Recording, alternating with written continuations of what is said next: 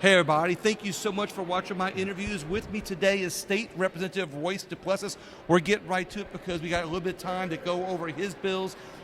Representative Duplessis, thank you so much for coming on today. I really appreciate it. Thank you. Well, you know, you've got a lot of bills that you're working on that I think are really important. I've said to you that I think, I'll point this out, that I think links up other laws, if it's the right way to say it, to really help people in the community, and it reflects your district. Yeah, absolutely, that's what I was sent here to do. So I hope I'm doing that. Oh, I think you're doing good. Certainly Obviously, you're trying. studying over there Yeah. at your desk, and I see you working really hard. And I want to make sure I point that out to the people in your district. Yeah. Before we get started, I noticed a pin on your lapel. What is that? Yeah. Oh, so this is an image and a pin commemorating PBS Pinchback, the state's first and only black governor. Okay. Yep. So That's pretty interesting. Yeah. I've never seen it before. Thank you for that history. Absolutely. Do you know what it was? I gotta go the year. It was obviously during Reconstruction. I don't have the exact year, but it didn't last very long. Okay. Yeah. Well, let's get right to your bills here. HB 334 provides relative to employment with behavioral health services providers of peer support specialists. So the idea behind that bill is to allow individuals who have been system involved, who have lived experienced lives, to be able to work with other people who are dealing with drug addiction or mental health issues. So what we wanted to do was allow for those people to be able to be hired through Medicaid to be able to be peer support specialists. Usually people who can be peer support specialists are people who have lived experiences, and lived experiences are oftentimes people who have had some interaction with the criminal justice system. So what that bill will do is that after they have served and been released for over 3 years and they're no longer either incarcerated or on probation, they can serve as a peer support specialist. Sounds like a way to connect, put another piece of the puzzle that helps Yes. connect some people together. Yes, sir. I like that. Sounds good. HB 335 provides relative to behavioral health. That bill is a bill I was asked to file on behalf of advocates who are trying to improve services and access for people with severe mental illnesses. So that bill just changes the definition, and it adds to the definition of it adds. It sounds to me like no. Psychiatric deterioration. That's the word. It adds psychiatric deterioration to the definition of gravely disabled. That's what the bill does. I think it's an important definition. Sorry, I got a little caught up Oh, there. no, look, I do the same thing. Sometimes you start thinking way ahead of yourself, and I think that's what happened. HB 398 increases the maximum civil penalties assessed by the Department of Environmental Equality. The idea there was to increase the penalty for people who pollute. And, those who pollute our environment, there should be some penalties for that. Is it like for big companies or just individuals? Yeah, anybody. Nobody's being targeted. I like that. Yeah. I like that. It's for everybody. Yeah. And we need that in our state. Yep. That's one of the things. And we haven't done it since the 80s, I believe. I think it's another important piece of the puzzle to bring people here. HB 473 provides relative to fees for production of public records. Yeah, so that's a bill that just codifies statutory law where you can municipalities, governments can transmit records electronically and charge a nominal fee, which is what they already do. So it's just putting it into statute. I like that. Yeah. A lot of people don't realize that the reason why we need legislation is because there's no teeth, there's no set process set up. It just kind of fits up to taking something that's happened the way it's happened all this time to really doing something about it. Yes. I like that. HB 679 provides relative to certain statements required to be filed by elected officials. That's just a housekeeping bill for the Board of Ethics that would give them additional time to respond to legislators who have to file statements with the Board of Ethics. Right now, the law gives them 10 days, but they don't meet every 10 days. So this bill is just really more administrative and housekeeping to allow the Board of Ethics to respond to legislators at their second next board meeting. Okay. Yeah. HB 707 provides relative to the expungement of criminal records. Yeah, so this is a big piece of legislation that I've been carrying. This has been about 4 years in the works. Representative Ted James had it before me, and a lot of different entities have come together to try to create a process that automates the expungement process. Right now, it's very costly and it's very inefficient and it's very difficult to navigate, where people who are entitled to an expungement under the law have to go hire an attorney and spend thousands of dollars to have certain crimes expunged. So the idea is just to automate it. It doesn't create new expungements for folks. It just automates it and makes the system be able to communicate. So that's what we're trying to do with that legislation. It's really a piece of legislation to help people get back to work. So for those people who don't have the time or the money or the vacation time, exactly, to go knock, to go sit that's in right. the office, right. or the government office, to make this happen, it's just something that happens automatically. Absolutely. It doesn't happen anyway. Yes, sir. That's a good way. It's a great way to get people back on their feet also. Yes, absolutely. Okay. HB 712 provides for redistricting of Louisiana congressional districts. I didn't pursue with that bill. That was just a bill that was filed as a carryover from our redistricting. Okay. Yeah. A lot of people don't realize that sometimes we just need to have those things in place just in case. I like that. 728 provides relative to medical parole. Yeah, so right now the medical parole process in Louisiana is not very clear in terms of who is eligible. We incarcerate the most people per capita in the state. Many of those people are infirm or are in their last days. And the question we have to answer as a state is, does it make sense both fiscally and morally to keep someone incarcerated who probably has 60 days left to live, or someone who can't care for themselves? That's a heavy cost on the state financially for someone who usually poses no danger to the community. So the bill was really to try to streamline our medical parole process. Okay, sounds interesting. Yeah. Sounds good. 729 limits the release and dissemination of booking photographs of an arrested person. Yeah, so this bill has gotten some media coverage because the idea is that we are all entitled to the presumption of innocence. Right. Unfortunately, mugshots make people look guilty. Mm-hmm. It's just it is what it is. Mugshots make you look guilty. They are very prejudicial, and they really serve no social value. So the goal behind this legislation is to limit them from being considered public records prior to conviction. So before you've been convicted, you're just entitled to the presumption of innocence. But there are also exceptions in the bill. If you're a fugitive, or if law enforcement determines that you're a threat to the community, those mugshots can be released to protect the community. I like this because we're not guilty or we're presumed innocent until we're found guilty. Correct. And those mugshots shouldn't be a public record until you're found guilty. That's right. We know a lot of people get arrested, but not everybody's convicted. Not everybody's even charged. Right. But everybody has a mugshot. So once that mugshot gets out on the web, and you get, they say, William Wallace, it wasn't you, it was someone, it was your lookalike. Yeah. You still got a mugshot out there. Exactly. And it'll follow you around for the rest of your life. For the rest of your life. And this again, another way to help people get back on their feet. That's right. 730 provides relative to parole eligibility for certain persons. Yeah, that's another bill that's similar to 728. This bill deals with people serving life without parole.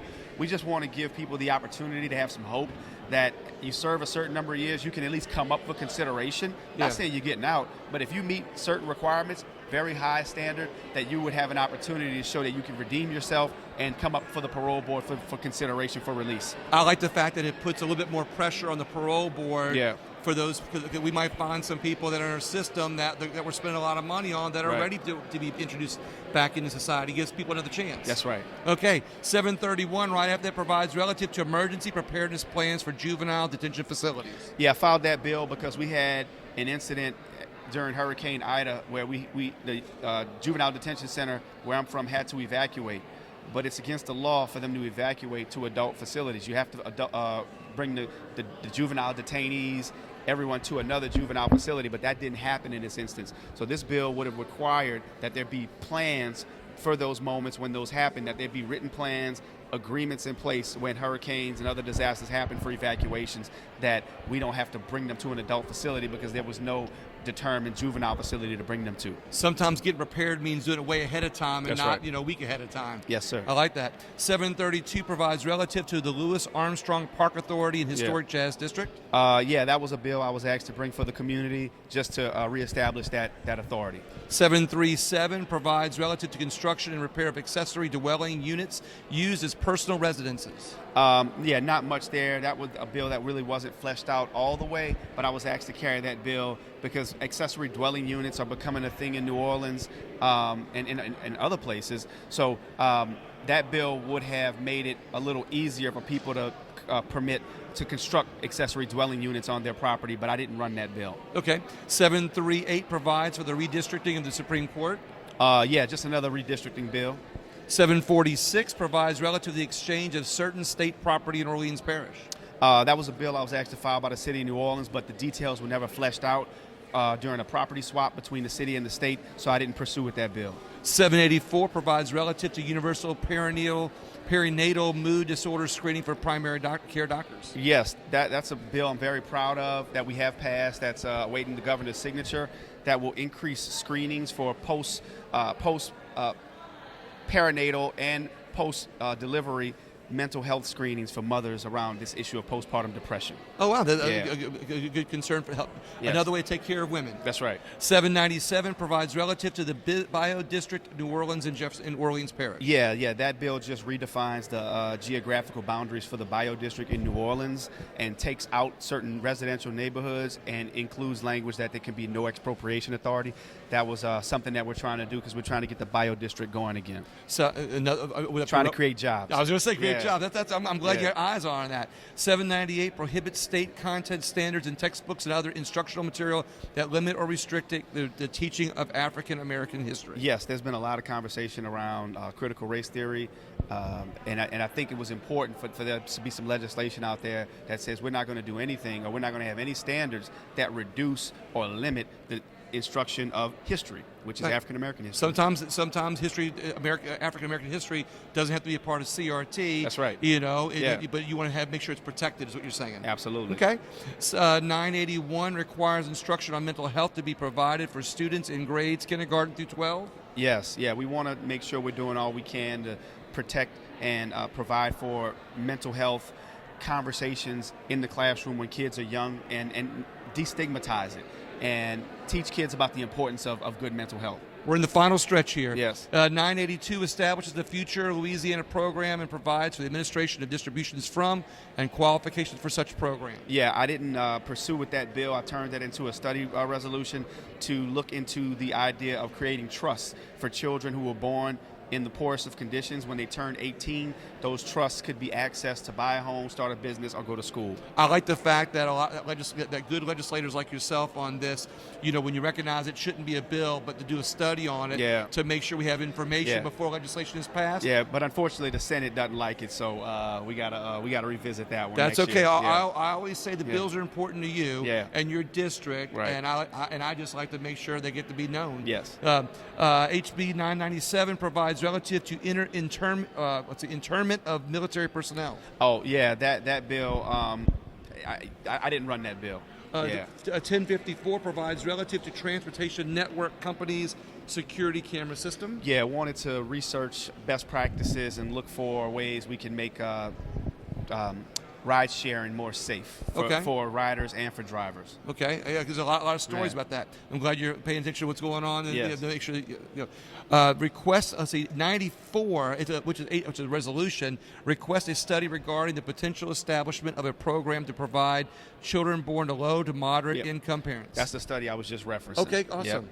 HCR 97 urges and requests the Louisiana Housing Corporation to consider emergency preparedness and disaster. Yeah, after Hurricane Ida, we saw instances where multifamily units or developments that had seniors or people with disabilities didn't have power. Some of them didn't have generators. And if you have tax credits that you're getting from the federal government administered through the state program, that serve vulnerable communities, we know we're going to be getting hit with storms. We know there's going to be power outages, so we should at least have some resilient building measures in place. When people who are on the 5th floor, the 6th floor, the 7th floor have walkers or wheelchairs, can't get down the elevator because the power's out. I like it. So you're setting something in place to help elderly people. And that's just an urgent request asking them to look to consider that. The resolution doesn't put teeth in it. No. It just says, hey, this is something a good idea. Yes. HCR 110 expresses condolences to the death of Jose Torres. Yeah.